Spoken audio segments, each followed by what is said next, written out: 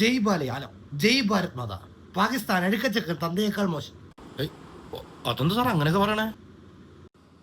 ഞാൻ ഈ വേഷം മാറി കുടിയിട്ടുണ്ട് നടക്കുന്നത് പേടിച്ചിട്ടാ, സത്യം പറയാൻ പേടിച്ചിട്ടാ.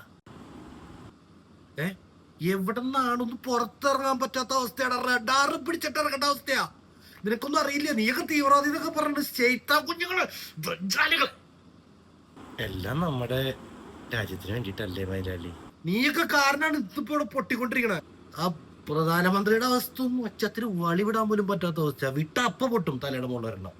ആ ബന്ദർ ഏതോ ബങ്കറിനെ കണ്ടിട്ട് വിളിച്ചിരിക്കുക, ഉളുപ്പില്ലാത്തവൻ. എല്ലാം നമുക്ക് വേണ്ടിട്ടല്ലേ? ആ കണ്ടില്ലായിരുന്നോ കഴിഞ്ഞ ദിവസം തൃശ്ശൂർ പൂരം കറാച്ചിയുടെ മുകളിലാണ് നടത്തിയത് അവന്മാര്. തൊട്ടത് ഇന്ത്യനാ. നീയൊക്കെ അവിടെ മാച്ച് സിന്ദൂരത്തിന്റെ മറുപടിയാണ് ഇന്നിവിടെ കത്തിക്കൊണ്ടിരിക്കണേ.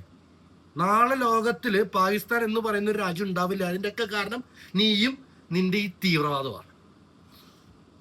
എനിക്കൊന്നും പറയാനില്ലടാ. ഞാനൊക്കെ ചത്ത